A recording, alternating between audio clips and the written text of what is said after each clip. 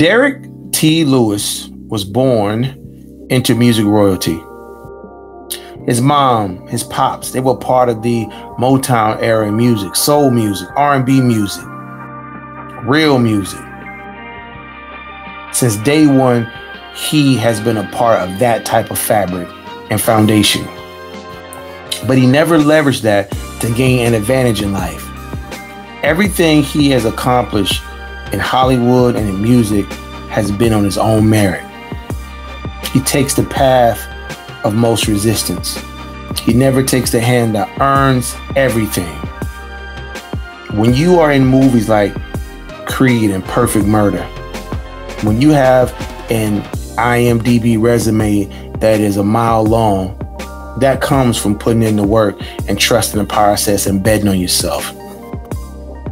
The greatest thing about Derrick T. Lewis that you cannot coach, that you must possess on your own, is his ability to believe in the unthinkable.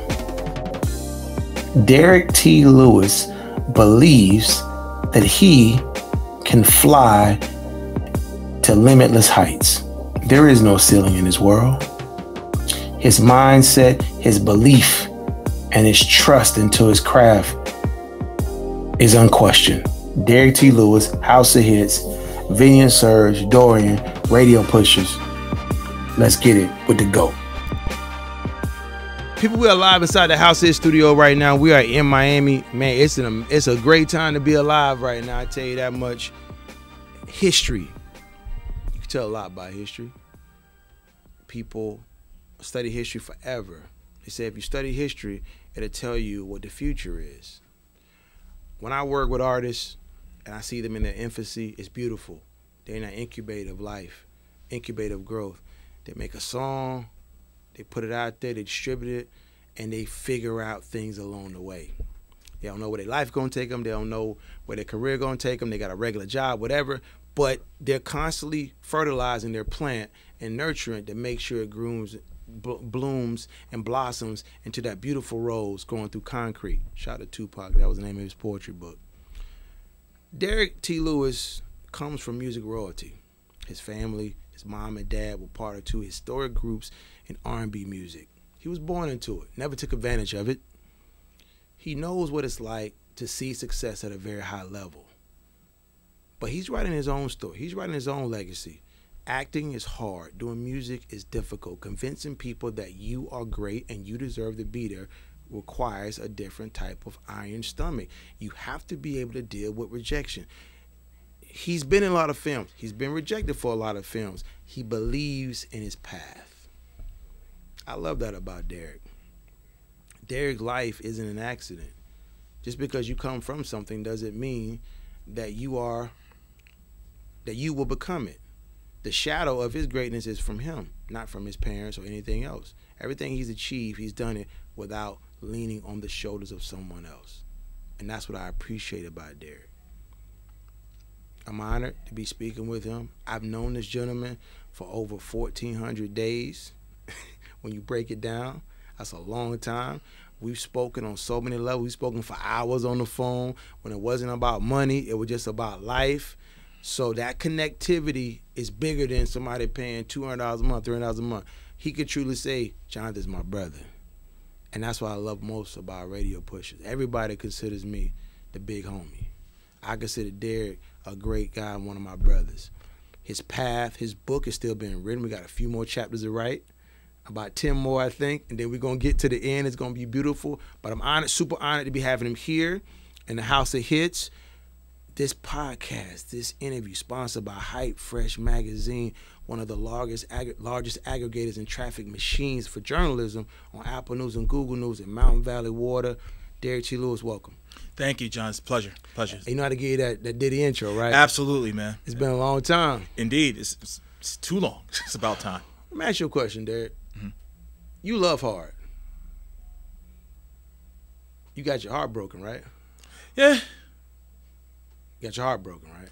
I mean, who hasn't? How do you process heartache?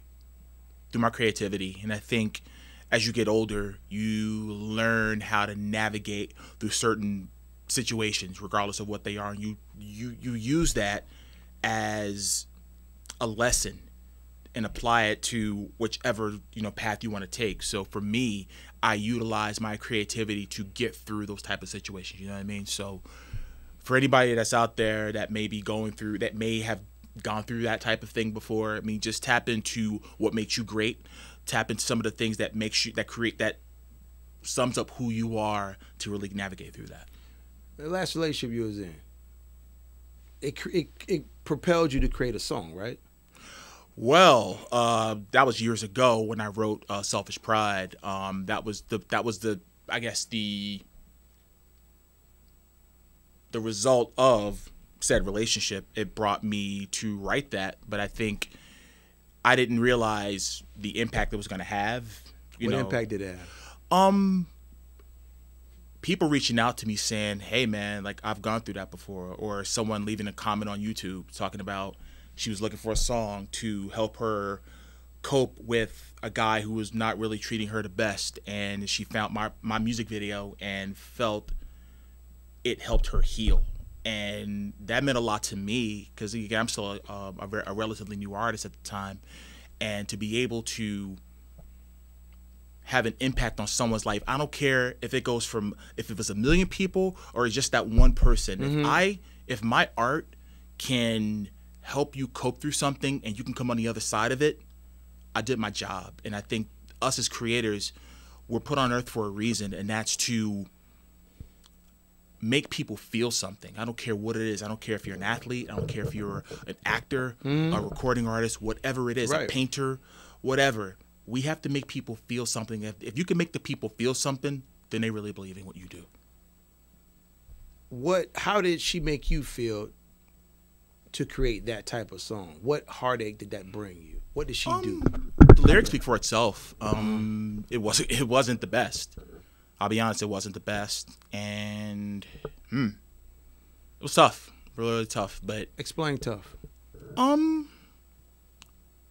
back to that spot. The reason I'm asking, because there's different points of origin. Ernest Hemingway say there's point. Ernest Hemingway committed suicide. Right? Yeah. I started reading Ernest Hemingway when I was in 2nd grade. Oh wow. Before he was born, right? My mom used to be worried because she thought, what's wrong with him? He's a black kid reading Ernest Hemingway. We don't do that. What's wrong? But I used to be fascinated by the speed of his writings. Right. He was always futuristic. The point of origin of pain is very significant to the ending in a person's life. For sure. What pain did she create for you? Pain was like, I guess, not so much of the rejection, but just the act of, not considering feelings, or not considering, wow, should I have done it this way or that way? Mm-hmm. And it's like, okay, that was the feeling of it. But again, the creativity, and as I was saying before in the beginning of the interview, was using that creativity to help me cope through that, and then taking and really placing a bet on myself of saying, okay, now you have 6 months to record this. You wrote this. Now you have to go out and do it. And that was a bet I made on myself. As a matter of fact, today is the 6-year anniversary of that record, Selfish Pride. And I'm proud of the fact that propelled me to do even greater things I didn't even think was even possible. And I'm sitting here with you now in the state-of-the-art facility in Miami, Florida, Let me ask you a question. A lot of times I'm doing interviews, I think about my life, because you say things that trigger things. Mm-hmm. I remember I lied to a woman, told her what age I was. I lied. I exaggerated. I wanted her that bad. She thought I was older, and I wasn't. I never forget. I bought a Fossil watch. I bought a Calkin Eye shirt. All kind of stuff. Right. Going back and forth. Lied about it all. And then she found out, and she said, I can't deal with a liar. She didn't appreciate. I thought she would appreciate the risk I took. It wasn't that. Sometimes I still think about me in that light. I think about, those things that say, I always teach people, learn from your mistakes. Always be authentic, no matter what. If people can't accept you for who you are, don't worry about it. Indeed. Don't worry about it. Love is love. You still think about that? That particular situation? Yeah. No. It doesn't. No, I don't, because I'm all about moving forward, I like progression, and what's next. You know what I mean? Mm-hmm. So I guess if you're going to be, that's also going to keep you stagnant too. If you're constantly harping on that one thing, because you want to move ahead. You want to see, okay, where can I go to now? Where can I go to now? So if you keep holding on to some of those things, that's gonna it's gonna keep, it's almost like magnetic almost, where it's like, you've seen the cartoons. Exactly. So you want to be able to move on from it. And you know what? And if you could look back at it and say, man, all right, kid, you're doing all right for yourself. And sometimes I do that, where it's like, if I may not be having like the best day or whatever, and then I'll look back at some, whether it's, you know, online or whatever, I'm looking through some old files, or if I'm looking through a notebook, then I'm just like, wow. Or emails of when I first started becoming an actor, where my resume was blank. Like, I look at those things and I look about the steps that I took, and even with some of those detours and maybe some of the steps back that I took, and I realized, you know, it's all about progression. So for me, that's what it's all about. When you were on the set of Creed, right? Michael B. Jordan, all those people. Explain that energy. How did you feel? It was interesting. Now, Mr. Jordan and Mr. Stallone was not on set the day I was there. So it was Wood Harris, Andre Ward, of course, Ryan Coogler, director, he was on set, and Tony Ballou, who was a British actor who fought Michael B. Jordan at the end of the first Creed. Yeah. So I was on set with those guys, and to be in that spot, and to be in amongst, you know, Ryan Coogler, in my opinion, is one of the best directors around right now, and he's really doing some incredible things. And to be in and I said, listen, man, I'm a Rocky fan, first of all. I love Rocky. Who's not a Rocky fan? Yeah. Who's not a Rocky fan? Yeah, no, but I mean, literally, like, I love the Rocky story about redemption and all about the underdog and always fighting from underneath. That's Philly. You know what I mean? And for me, you know, to be in that space and to be in that spot, I thought was really, really cool. And I thought that was a moment, you know, in my career. It was like, okay, this is good, but now it's like, but now it's starting to shift a little more as far as little things. So to have been on set again, I love Andre Ward. You know, he's one of the greatest boxers. Yeah, Andre you know Ward what I mean? dope. And Amazing. just to be able to share that stage with him and to be on set with Wood Harris, I mean, the who's who of the films that he's been in. You know, Above the Rim. You know what I mean? The list goes on and on. So to be comfortable in that spot. You know, I thought the energy was great. I loved it. It was fun. It doesn't seem like work. And if you really love what you do, and you mentioned earlier about rejection, and, you know, as far as with acting, as far as going to, you know, auditioning for this and this and this, and you're being told no, but you appreciate those moments of being as, okay, this is great. Now we have to move on to the next. So the energy was awesome. You have great parents. You were raised extremely well. You're very educated. You speak extremely well. Thank you. What do you love now? What do you love in your life? What do you love the most? What's most valuable? Most valuable to me is family. Right now, family is really important to me. What part of the family? Everybody. And I mean, I cherish, and there's everybody in my family has a, like mom, dad. Well, my dad passed away 12 years ago now, but, you know, I miss him every day. You know what I mean? But quick point, your dad, he passed over a decade ago. What voice from him do you hear sometimes? Keep going.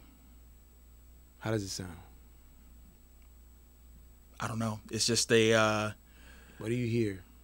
Just keep going, man. Just keep going, D. Keep going. And as you call me D all the time, so you hear just that? keep going. Yeah. So when do you hear the most? When? Times where I could just be sitting, and I may have a writer's block if I'm writing. I can be, you know, if I'm getting ready for an audition, because now auditions are done from home. And welcome to post pandemic, but that's where we are now. But if sometimes it's like, you know, if you're having a bad day, or if you're having if you're getting frustrated, we all get frustrated, but just that little keep going, D, keep going. So I hear, at times I do hear that. And, you know, he never pressured me to do this when he was alive. As a matter of fact, when he passed away, he didn't even know I was in this, because I kept it to myself for a while. No one knew. I remember. And you know, that was just one thing I wish I would have told him, but I know he's watching, and I know he's have the best seat in the house of seeing his son, you know, do some really cool stuff, like sitting with you right now. So Appreciate that. Your pops meant a lot to you.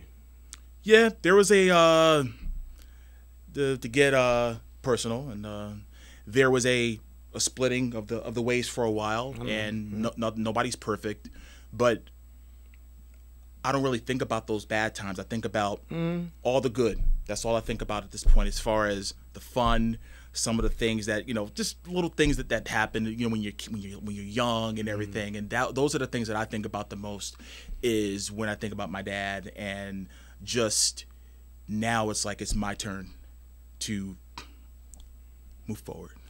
You're an accomplished actor, major recording artist.